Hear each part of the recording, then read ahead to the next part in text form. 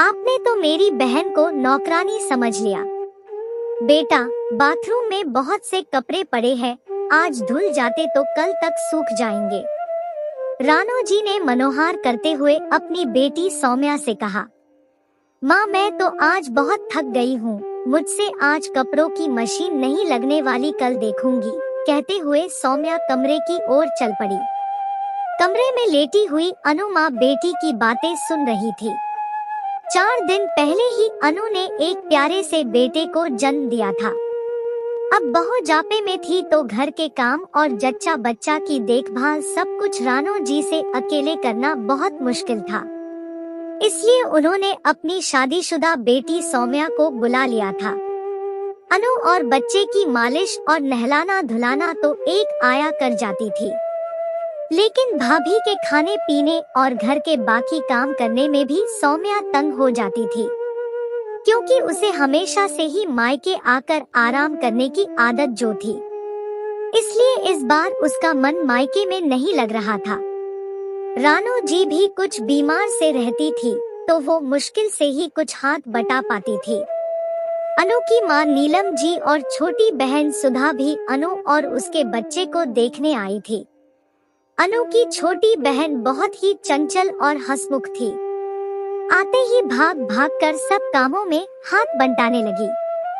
शाम को जब अनु की माँ और उसकी छोटी बहन घर वापस जाने लगे तो रानो जी बोली, सुधा बेटा, तुम तो बहुत फुर्तीली हो, मुन्ना भी देखो तुम्हारे पास कैसे खेल रहा है। सास की बात को सुनकर अनु ने कुछ सोचते हुए अपनी माँ से कहा, माँ, अगर आप ठीक समझो तो सुधा को कुछ दिनों के लिए यहाँ छोड़ दो, दीदी और माँ की कुछ मदद हो जाएगी।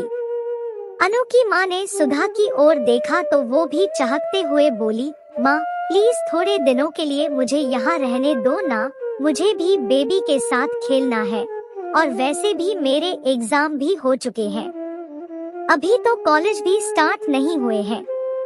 सुधा का मन देखकर नीलम जी ने हामी भर दी। सुधा अपनी आदत के अनुसार भाग भाग कर जो काम होता कर देती, फिर अपने भांजे और दीदी के पास बैठ जाती।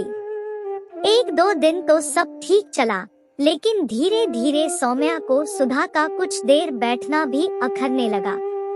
जैसे ही सुधा मुन्ने को खिलाने गोद में लेती, सौम्या झट से उसे कोई ना कोई काम बता देती। सुधा, जरा कपड़े मशीन में डाल दो, सुधा चाय बना लो, जरा ये कपड़े प्रेस कर दो, वगैरह वगैरह। एक दिन तो हद हो गई।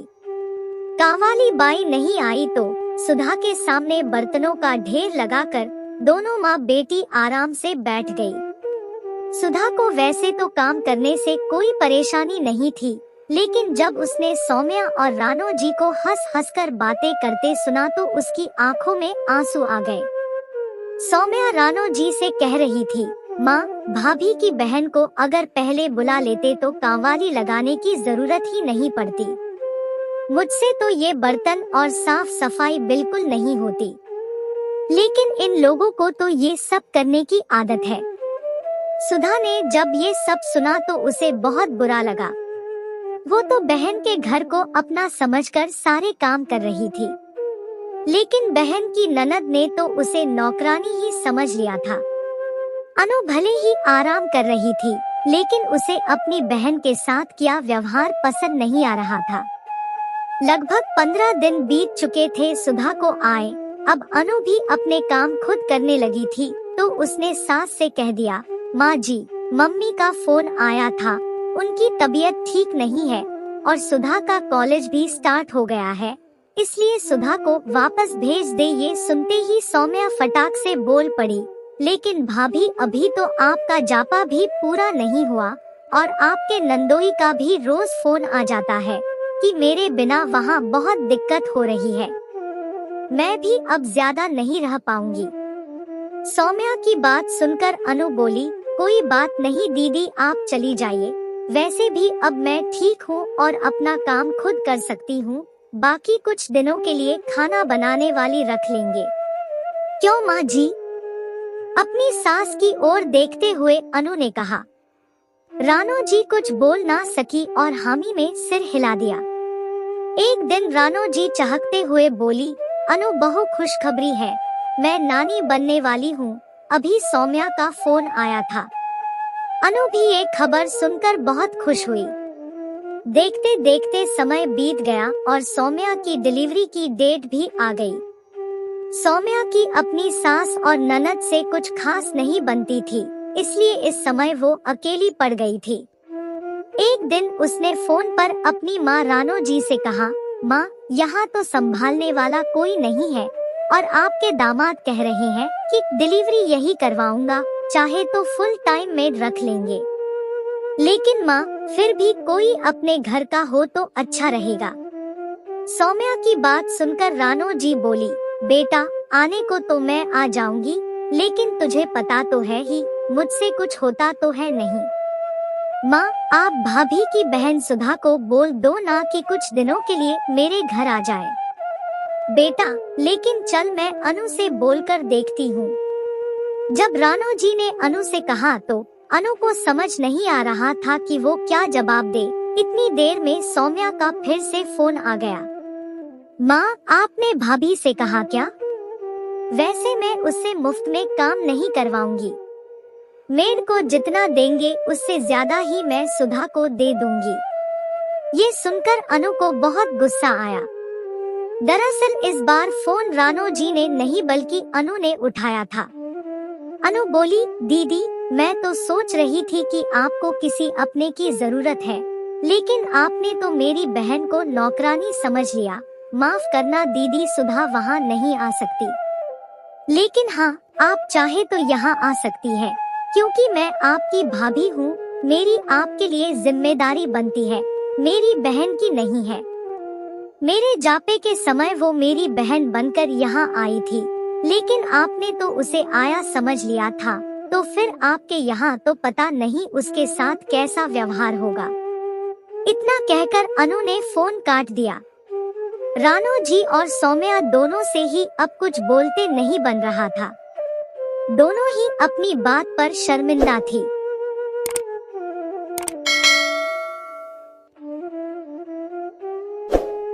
रिश्तों की अहमियत। पढ़ाई पूरी करने के बाद एक छात्र किसी बड़ी कंपनी में नौकरी की इच्छा से इंटरव्यू देने पहुंचा। छात्र ने बड़ी आसानी से पहला इंटरव्यू पास कर लिया। अब फाइनल इंटरव्यू कंपनी के डायरेक्टर को लेना था और उस डायरेक्टर को ही ये तय करना था कि उस छात्र को नौकरी पर रखा जाए या नहीं। डायरेक्टर ने उस छात्र का सीवी देखा तो पाया कि वह पढ़ाई के साथ साथ इसी में भी हमेशा अव्वल रहा है। डायरेक्टर ने छात्र से पूछा, क्या पढ़ाई के दौरान तुम्हें कभी छात्रवृत्ति मिली है? छात्र ने कहा, जी नहीं। डायरेक्टर ने कहा, इसका मतलब स्कूल और कॉलेज की फीस तुम्हारे पिताजी अदा करते थे। छात्र, हाँ जी डायरेक्टर, तुम्हारे पिताजी क्या काम करते हैं? छात्र, जी वो लोगों के कपड़े धोते हैं। यह सुनकर डायरेक्टर ने कहा, जरा अपने हाथ दिखाना। उसके हाथ मुलायम और नाजुक थे। उन्होंने कहा, क्या तुमने कभी कपड़े धोने में अपने पिताजी की मदद की है? छात्र, जी नहीं, मेरे पिताजी चाहते थे कि मैं पढ़ाई करूं और ज्यादा से ज्यादा किताबें पढूं। हाँ, एक बात और, मेरे पिताजी बहुत तेजी से कपड़े धोते हैं। डायरेक्टर, क्या तुम्हें एक काम कह सकता हूँ? छात्र, जी कहिए। डायरेक्टर, आज घर वापस जाने के बाद अपने पिताजी के हाथ धोना और कल सुबह आकर मुझसे मिलना। ये सुनकर छात्र खुश हो गया। उसे लगा शायद अब नौकरी मिलना तय है, तभी उन्होंने मुझे कल फिर बुलाया है। छात्र ने घर आकर खुशी खुशी अपने पिता को सारी बातें बताई और अपने हाथ दिखाने को कहा। पिता को थोड़ी हैरानी हुई, लेकिन फिर भी उसने बेटे की बात का मान रखते हुए अपने दोनों हाथ बेटे के हाथ में रख दिए। छात्र ने धीरे धीरे हाथों को धोना शुरू कर दिया। कुछ देर में हाथ धोते धोते उसकी आंखों से आंसू बहने लगे। पिता के हाथ सख्त और जगह जगह से कटे फटे हुए थे। यहाँ तक कि जब भी वह कटी फटी जगह पानी डालता तो चुभन का एहसास पिता के चेहरे पर साफ झलक रहा था। छात्र को जिंदगी में पहली बार एहसास हुआ कि ये वही हाथ है जो रोज कपड़े धोकर उसके लिए अच्छे खाने, कपड़े और स्कूल की फीस का इंतजाम करते हैं। उसके पिता के हाथ का हर छाला सबूत था उसके एकेडमिक करियर की एक कामयाबी का। पिता के हाथ धोने के बाद उसे पता नहीं चला कि उसने उस दिन के बचे हुए कपड़े भी एक करके धो डाले। उसके पिता रोकते ही रह गए, लेकिन छात्र अपनी धुन में कपड़े धोता ही चला गया। उस रात बाप बेटे ने काफी देर तक बातें की। अगली सुबह छात्र फिर से नौकरी के लिए डायरेक्टर के ऑफिस में था। डायरेक्टर का सामना करते हुए उसकी आंखें गीली थी। डायरेक्टर, हाँ तो कैसा रहा कल घर पर? क्या तुम अपना अनुभव मेरे साथ शेयर करना पसंद करोगे? छात्र, जी हाँ, कल मैंने जिंदगी का वास्तविक अनुभव सीखा। मैंने सीखा सराहना क्या होती है। अगर मेरे पिता नहीं होते तो मैं पढ़ाई में कभी इतना आगे नहीं आ पाता। पिता की मदद करने से मुझे पता लगा कि किसी काम को करना कितना सख्त और मुश्किल होता है। मैंने रिश्तों की अहमियत पहली बार इतनी शिद्दत से महसूस की। डायरेक्टर, यही सब है जो मैं अपने मैनेजर में देखना चाहता हूँ। मैं ये नौकरी उसी को देना चाहता था जो दूसरों की मदद की कद्र करे। ऐसा व्यक्ति जो काम किए जाने पर दूसरों की तकलीफ भी महसूस करे, जिसने केवल पैसा कमाना ही जीवन का लक्ष्य ना बना रखा हो। बधाई हो, तुम इस नौकरी के लिए पूरे हकदार हो। उस छात्र को नौकरी मिल गई और वो बहुत खुश हो गया।